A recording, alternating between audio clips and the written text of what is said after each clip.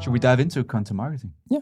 What is it, Laurits? What is content marketing? Yeah, I just asked you that question. Okay. Yeah. You don't have to repeat every question. Okay, so I like to think of it as a philosophy, a content marketing philosophy. It's just, as I said, Marcus Aurelius talked a lot about it as well. Yeah. Oh, yeah, famous Roman emperor. Yeah. Our favorite one. Yeah. Definitely.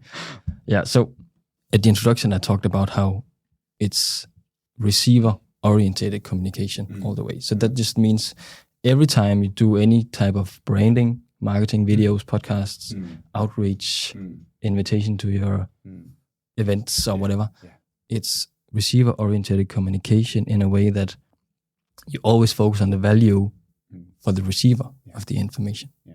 What do they get out of watching this video? Yeah. What do they get out of listening to this podcast? Yeah. Instead of, this is my opportunity to tell what my company can do and what we're good at all the way. Yeah. That is that's like the content marketing philosophy. You find that a lot in conferences and stuff where companies are given the opportunity to speak, and what they do is get into sales mode about this is what we do, this is the service we can offer, this is where we're great. Yeah. But where you get the most engagement is where companies come in and don't talk about themselves. They actually talk about a problem that they solved or a project they worked on that was challenging, that they overcame. Whatever the theme of the conference or the stage you're on, that storyline represents. And often you get way more engagement than... Yeah, because this is how we overcame these challenges. Yeah. This is how we did it, and this is how you can do it. Yeah. In the end, you're doing the exact same thing as just trying to sell yourself. Yeah. It's indirectly. It's indirectly, but it's like there's a value. Yeah, and an imprint in people's head a lot better than the other way around. Yeah. It's about having that message or that story. It's, again, a lot of the sessions we have in the podcast are people coming in telling their story, not necessarily selling their brand. It's about their journey and what they've been on and so on, and people can relate to that because everybody wants to understand the journey people have been on, and has it been as difficult as the journey I've been on, or is it much better? Or what kind of high life are you guys living? Rock and roll stars just traveling around the world doing podcast and video content. It's We were writing your script for your website. What's your services? We started writing the script. Suddenly we were 7 pages in on what cost management is, and we went, "Oh Jesus, no one's going to read that crap." No. I'm not even going to read it. Okay, we need to really figure out how we simplify what it is that this is, like cost management as a service.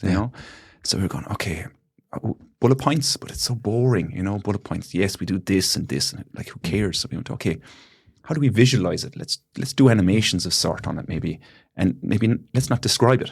Let's just talk about it.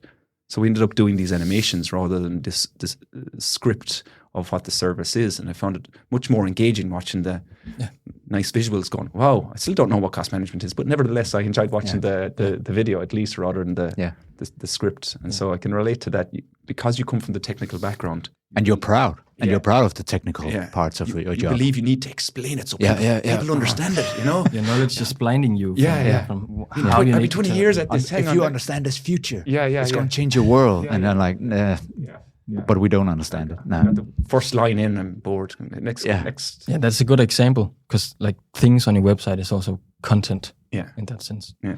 But like a good example of it would be if you, as a construction company, you have a big project and you want to make some sort of footage video, like a case study of this project. Yeah. This is how it went and these are the results we made. Yeah.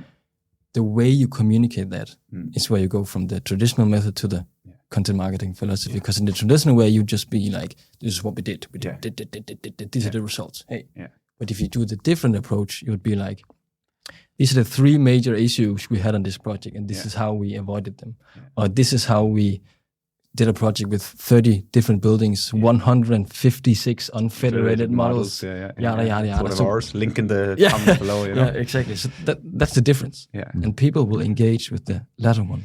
But the challenge within our industry, though, is people don't like to talk openly about projects, the problems they're having on projects outwardly. Everybody wants to the red ribbon cutting and the gold scissors and the digging of the soil that in Danish is it spade stick, I think it's in Danish, the little mini party that happens. Everybody wants that. They want the bright lights, and no one talks about the challenges that we're really having. You know, the supply chain issues, the lack of control on the project because we didn't implement this process, and so we're not really learning in our industry. We're not really learning from the mistakes and challenges as people because we're not comfortable talking about them. Why do you think that is? I think there's two sides to it. I think there's a cultural issue in it. I think in the industry in projects we don't want to talk about problems because the problems are then reflected on us as managers or as project leads or as clients, and going, if we talk about them, they're real. But if we talk about them, they're real, yes, but then maybe we can solve them. Yeah. So let's not talk about the problems, let's ignore it. And certainly don't talk about the problems outside of this room. Yeah. You're all under an NDA, non-disclosure agreement here, you know. Legally you're obliged to not talk about it. But yet, and so some of the biggest clients, some of the biggest investors are the worst at this. They are so protective of their brand that they don't want to talk about the problems that they're having and try and influence improvement in the marketplace. And I challenge any big investor out there, big corporate brand, you can look at yourselves at this and see, like, are you really talking about the challenge you're having, or is it all just rainbows and sunshine and rainbows, you know?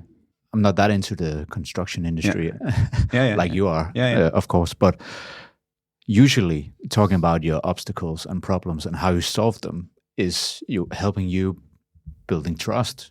The target group see you as more relatable because you dare to talk about your problems, but it's not that way in the construction industry. I have never, and again, I'd love to hear from people listening into this or watching it on the video.